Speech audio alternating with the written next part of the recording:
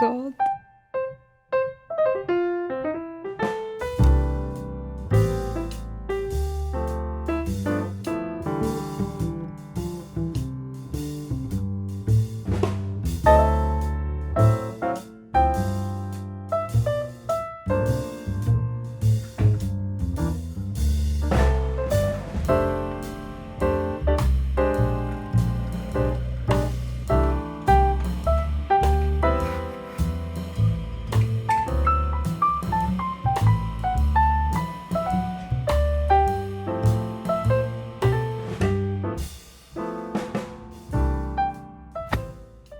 Sot kemi një double date në kinema. Kemi bërë të bukur. Ha?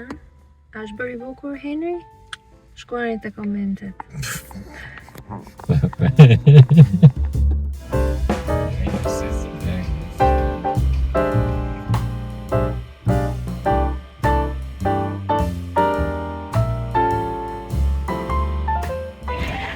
Sapo arritëm më në fund, mbijetuam autostradat. Mbijetuam autostradën e Frankfurtit dhe gjetëm dhe parkim dhe zot na ruaj. Po për sot. Tani do presim sa të vinë miqt tanë, se ata I kanë biletat, ne po hym brenda një herë. They were like, I think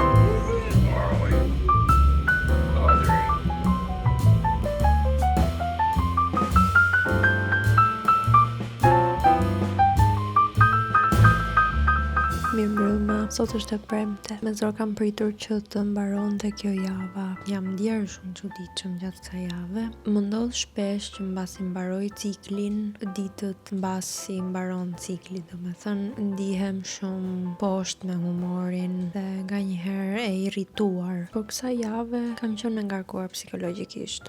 Kam qenë duke I menduar dhe I stërmenduar të gjitha gjërat, çfarë do lloj gjëje që kam qenë duke bërë gjatë kësaj javës, e kam analizuar 100 milion herë në kokën time, edhe ndjej që nuk kam qenë shumë prezente me njerëzit. Arsyeja për këtë mendoj se mund të jetë lodhja në punë. Kam pasur probleme me lejen e qëndrimit. Mua më skadoi pasaporta në korrik dhe për këtë arsye aplikova në prill për pasaportë të re. Pra, u mundova që ta bëja disa muaj më përpara, 3 muaj më përpara këtë gjë. Dhe pasi erdhi pasaporta re, aplikova për rinovimin, për zgjatjen e asajt kartës lejes së qëndrimit. Zakonisht, kur afron data që skadon leja e qëndrimit, zyra e huajve të dërgon letër për takimin e radhës,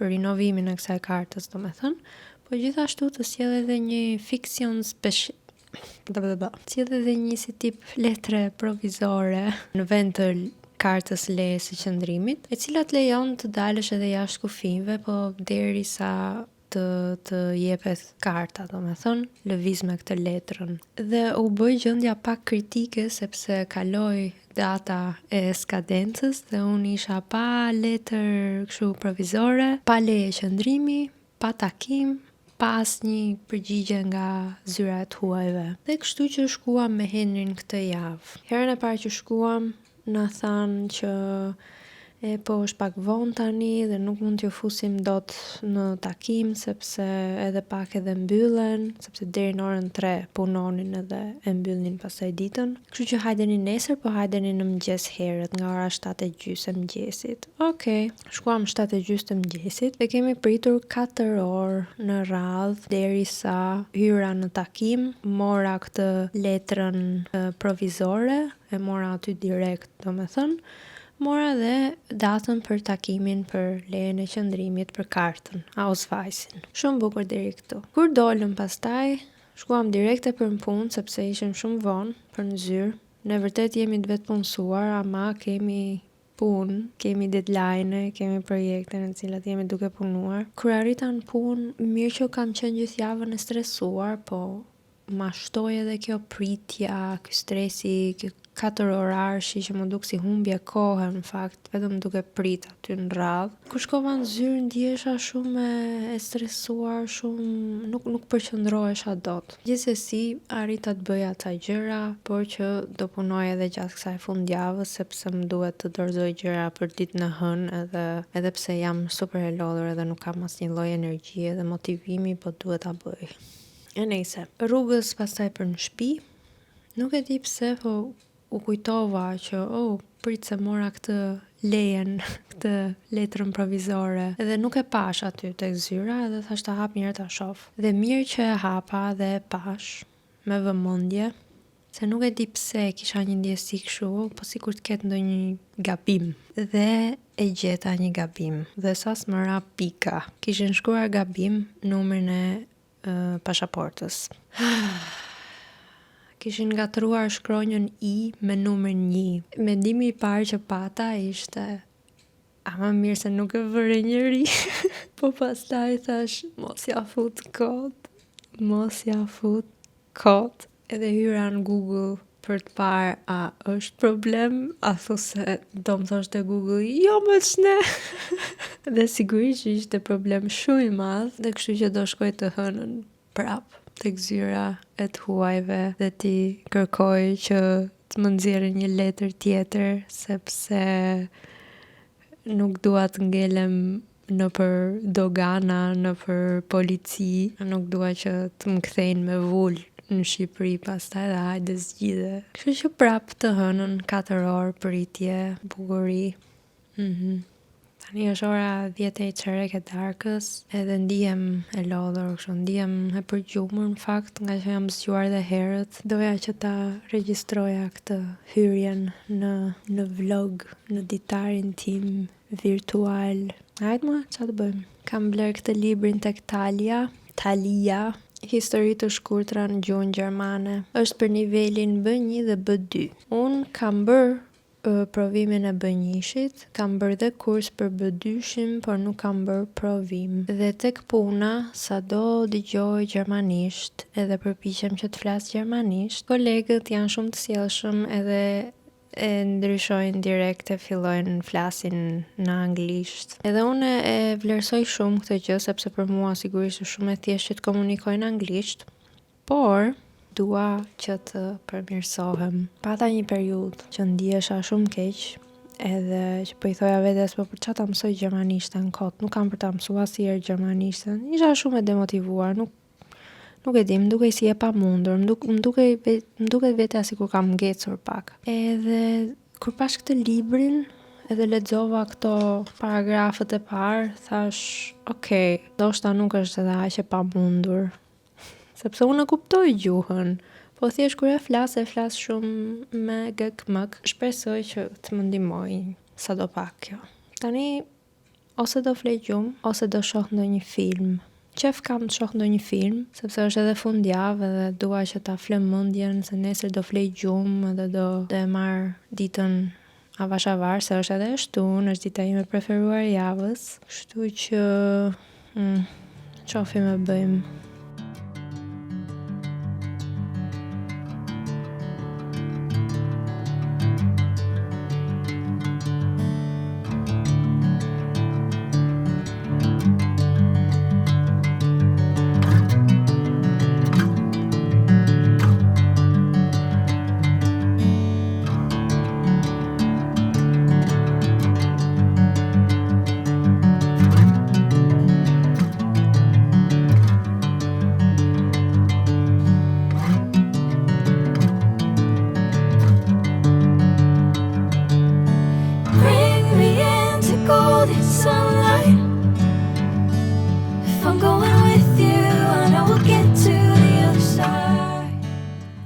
Përshëndetje nga zyra. Sot jam full me punë, kam shumë gjëra për të bërë, kam për të postuar në social media, për të krijuar postime në social media, për të krijuar një email, design edhe content. Gjithashtu më vonë kemi edhe një mbledhje për të organizuar një projekt cilin po e bëjmë, si me thonë, on the side, për cilin jemi ende në fazë planifikimi. Ka goxha gjëra për të bërë, po pres tani që të vi Henri nga pushimi i cigares edhe t'i futemi punës, sepse ndihem sikur çdo minutë që kalon, po mbas kohë. Jam shumë e hutuar, me thënë drejtën, edhe në kamera nuk di më si të flas, sepse kam thurin gjithandej. Do bëj diçka për të ngrënë tani, pastaj do vazhdoj me punët. Dje shkova tek zyra e të huajve dhe rregullova atë problemin që kisha me lejen e qëndrimit. Me sa duket, zyra e regjistrimit të banorëve e kishte bërë gabimin e shtypit dhe zyra e të huajve e merr automatikisht nga ata numrin e pasaportës dhe ata e kishin vendosur gabim, kështu që edhe zyra e të huajve e kishte vendosur gabim, por shqyr që nuk zgjati dhe aq shumë pritja. Premten kalova 4 orë, kësaj radhe zgjati vetëm 2 orë pritje. Lëvizi shpejt radha, po gjithashtu edhe ja shpjegova vajzës te recepcioni dhe më kaloi shpejt, domethënë. Shqyr që u treguan të mirë kuptueshëm të pjesën.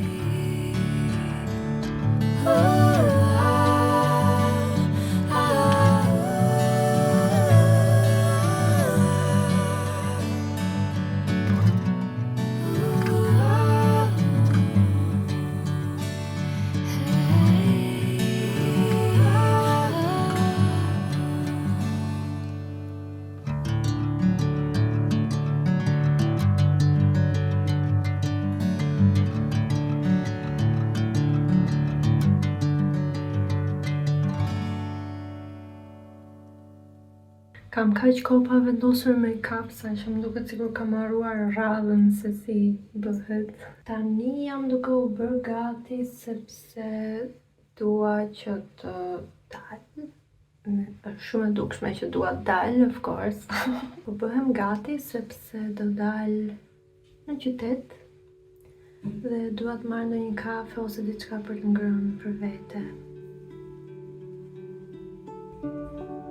Nuk mendoja se kjo ngjyra si roz do më shkonte, por të doja që të kisha një buskuq në këtë ngjyrë, me thënë të drejtën, sepse është shumë e lezetshme, sikur e ndes pak fytyrën.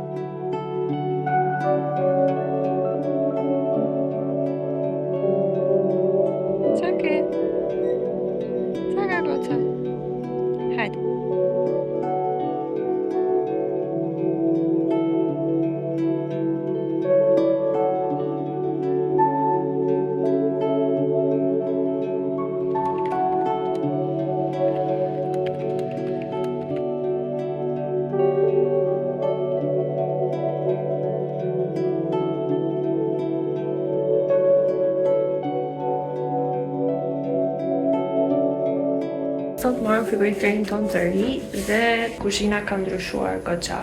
Kemi hequr raftet e vogla me lule. Me thënë së drejtën, duhet të mësohem tani frigoriferi shumë I madh, në fakt është frigorifer normal. Ai që kishim ishte pak I vogël, pse se e mbani mend, një si kuti e vogël e zezë që cepi. Arsyeja pse frigoriferi I parë ishte aq I vogël ishte sepse supozoj që të shkonte te kjo brima që kemi këtu poshtë. Aty më parë ishte një frigorifer tjetër I vogël, por ne e ndruam sepse donim kur rinovuam kuzhinën, donim që t'i merrnim pak më me stil, plus që donim që të lyenim të murin e zi dhe menduam që të shkojmë me detajet e zeza. Mirë po, bëm një gabim tek llogaritja e përmasave dhe frigoriferi I vogël që kishim më përpara nuk bënte për këtë vrimën aty te bufeja, kështu që vendosëm aty tek cepi ku ishte. Mirë po tani kemi këtë dollapin e madh gjigant, frigorifer prej vërtetit, adult refrigerator, na zë goxha vend dhe u detyruam që të hiqnim këto raftet e vogla që kishim sipër me lulet. Dhe kështu që tani po merrem pak me rregullimin e ambientit, me interior design të kuzhinës.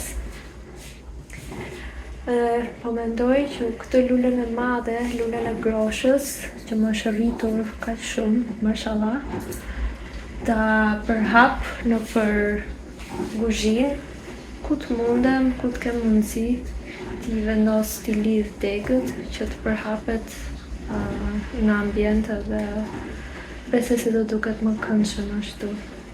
Do duket njësoj sikur natyra që është jashtë, sepse ne kemi parkun përballë kuzhinës, domethënë duket sikur hyn brenda dhe vazhdon me këtë me degëzimet e lules dhe më pëlqen shumë.